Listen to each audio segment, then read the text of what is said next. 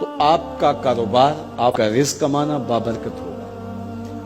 اگر چوتھی چیز جڑ گئی تو آپ کے کاروبار میں، آپ کے رزق میں پیچیدگی آنا شروع ہو جائیں گے۔ سب سے پہلی نیت آپ کے ساتھ یہ جڑی ہو، عموماً ہم سب کے ساتھ یہ نیت جڑی ہوتی ہے، اور وہ یہ کہ ہم اپنی ضروریات کو خود پورا کریں اور سوال کی ذلت سے بچیں۔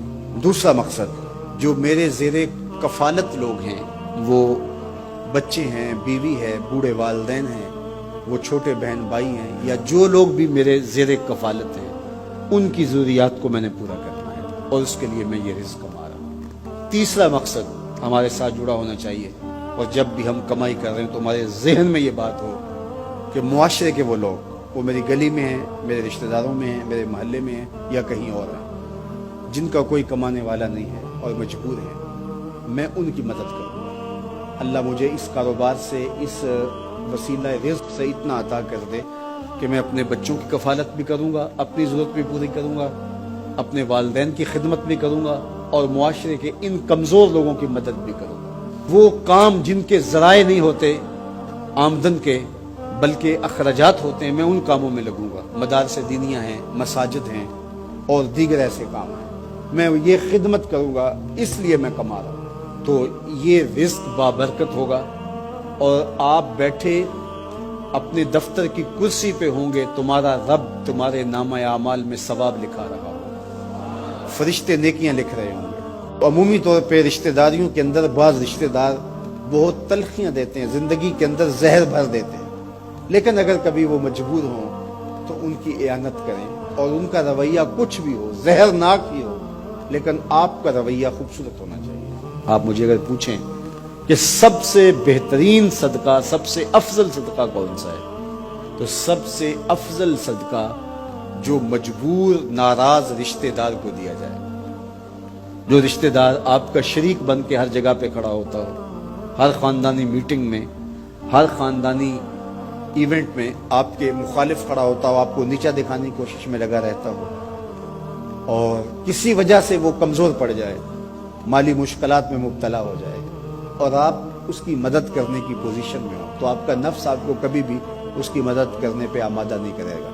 آپ کا نفس روکے گا، آپ کہے گا کہ یہ تو ہمارا شریک ہے، تو سانپ کو دودھ پلائیں، اب تو اس کا سر پاؤں تلے آیا ہے، اس کو تو کچل دے، یہ تو میرا دشمن ہے، اس کو طاقت دوں۔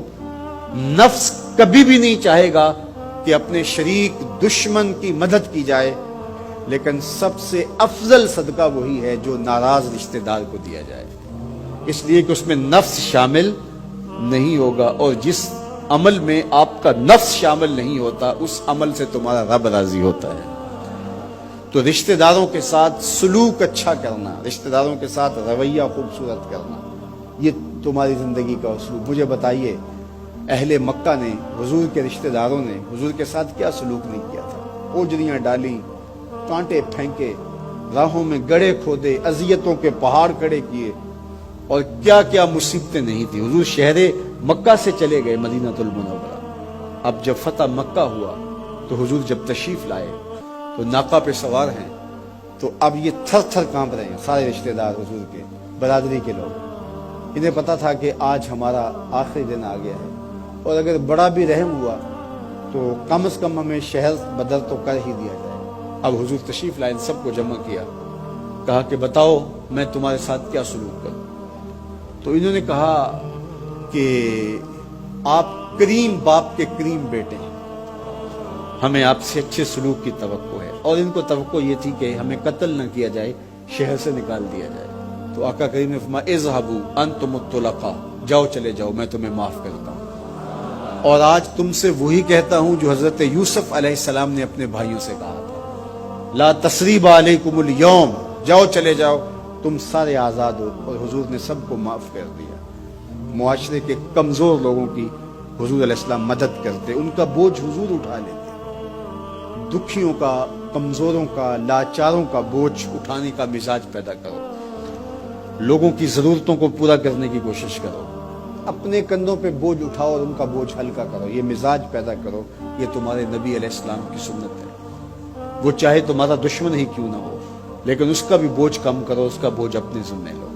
جس کا کوئی کمانے والا نہیں، معذور ہے، اپاہج ہے، لاچار ہے، ज्यादा बच्चों का बोझ है और ज़राए आमदन थोड़े हैं, तो आप कसीरुल अयाल लोग हैं जिनका कोई मददगार नहीं है, आप उनकी मदद करते हैं, उनके काम आते हैं, आप उनके लिए कमाई